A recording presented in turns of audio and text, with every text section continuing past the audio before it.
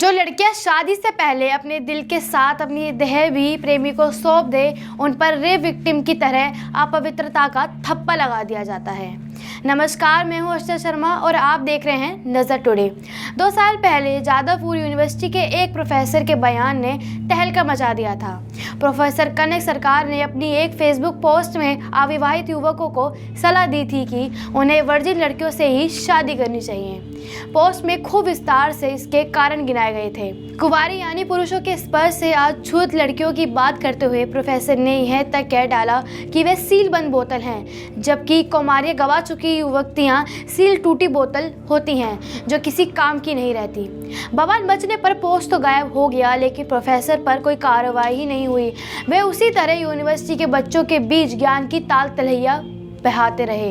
अब Mumbai high court ने भी प्रोफेसर का बयान दोहराया है। कोर्ट ने एक फैसले के दौरान औरतों के शील को सबसे बेशकीमती गहना बता दिया है। दरअसल अदालत ने यह बयान एक मामले की सुनवाई के दौरान दिया था। मामला कुछ ऐसा था कि किसी युवक ने एक विवाहित पर प्रेम कविता लिखकर पुर्जा फेंका था। इसे फेंका फेंकी पर अगिया बेताल बने कोर्ट ने अब औरत की शील का ठेका ले लिया था। हाई कोर्ट की नागपुर बेंच से पहले ये मामला ट्रायल कोर्ट में भी जा चुका था। वहां कविता लिखकर विवाहित से प्रेम का इजहार करने के दोषी युवक पर कड़ा जुर्माना लगाया था।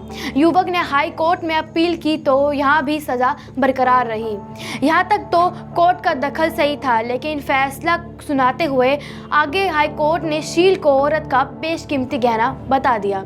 बकुल कोर्ट औरत के पास सबसे संभाल कर रखने की जो चीज है वह उसका कौमार्य है। ये इतना नाजुक और कीमती है कि किसी प्रेमी गीत का या पुरुष नजर के ज्यादा देर तक टिक जाने पर भी भरा कर टूट जाता है। जाने कितने सदियों से दुनिया की अलग अलग ज़बान में लगातार औरतों को बताया जाता रहा है कि उनका कौमार्य यानी अछूतपन उनका सबसे खास बनाता है।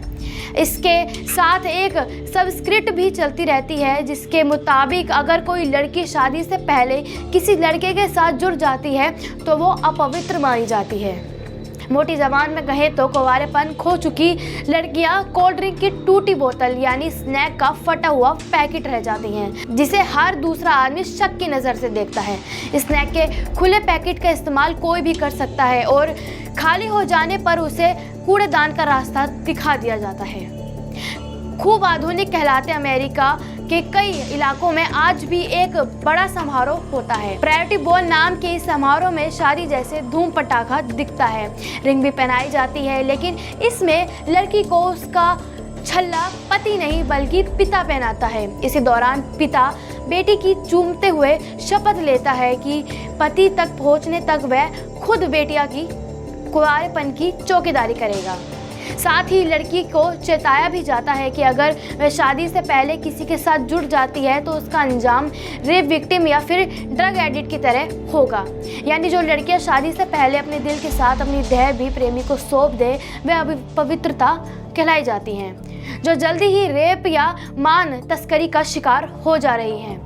जेसिका वैलेट की किताब द प्रायोरिटी मिथ में इस आयोजन का लंबा चौड़ा जिक्र है कि कैसे सैकड़ों लोगों की भीड़ के बीच हार्मोन्स में उब चुभ रही 16-17 साल की युवती से पवित्रता का वादा लिया जाता है। ये सब वैसा ही है मानो वर्जिनिटी सुनहरे फीते से बंधा कोई तोहफा हो, जिसका शादी के बाद गठरी सी ही बनी दुल्हन अपने दूल्हे के हाथ में सौंप दी जाती है। औरत के कुंवारेपन को लेकर ये दिमागी फुफद हमारे आपके घरों तक ही नहीं बल्कि राजनीतिक में भी देखी गई है।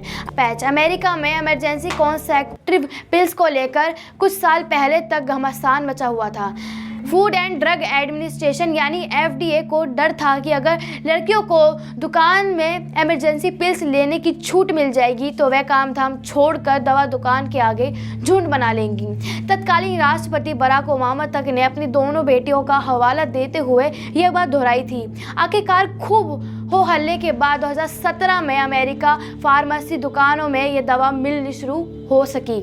औरतों के कौमार्य को लेकर कट्टर समाज पुरुषों को लेकर अलग सोच रखता है। जैसे ही लड़का 14-15 साल की उम्र में पहुंचता है वह आपस में ही इस बात पर बात करने लगते हैं कि यहाँ तक कि एक उम्र के बाद अगर कोई लड़का अपने आप को वर्जिन बताए तो उसे अलग थलग कर दिया जाता है।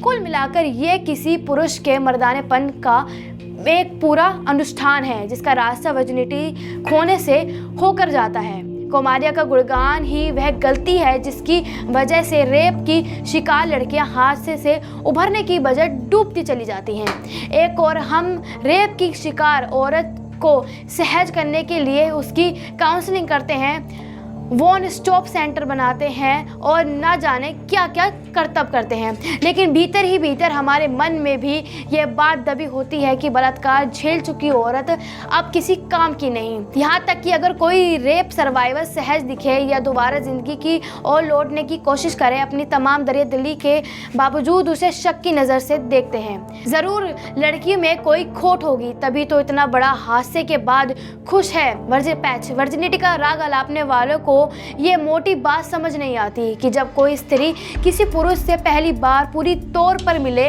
तो इससे कुछ नहीं बदलता। उसी तरह बाढ़ और आकाश से तंग रहता है। नील नदी उफान कर इजिप्ट को निकल जाती है, सब जस का तस रहता है। खुद लड़की में भी कुछ नहीं बदलता, वह उसी तरह लिखेगी वैसे ही दिखेगी, वह उसी तरह लिखेगी वैसे ही दिखेगी और शाम को सड़क पर चलते हुए उतनी ही चौकन्नी रहेगी। बस बदलता है तो स्त्री पुरुष के बीच का रसायन, वह या तो और करीब आ जाता है या फिर हमेशा के लिए विदा हो जाता है। जब हम ये खबर लिख रहे हैं तब दुनिया के कई विकसित देश में सैकड़ों वर्जिनिटी क्लिनिकों में कोई सर्जरी चल रही होगी या क्लिनिक कुछ लाखों रुपए में कौमार्य लौटाने का वादा करते हैं। यह शादी के पहले प्रेम कर चुकी स्त्री भी होती है तो रेप के बाद शादी की बाट जोहती युवती भी होती हैं। वेटिंग लॉन्ज में अपनी बारी का इंतजार करती इन औरतों को कुछ नहीं पता होता, सिवाय इसके कि घंटे भर की सर्जरी के बाद वह पहले की तरह अनछुई बन जाएंगी। घंटे भर बाद इन औरतों की बेहोशी तो टूट जाएगी, लेकिन हमारी कब टूटेगी? तब तक के लिए हमारे साथ बने ही रहिए। ऐसी नई कहानी के साथ हम फिर मिलेंगे। नमस्कार।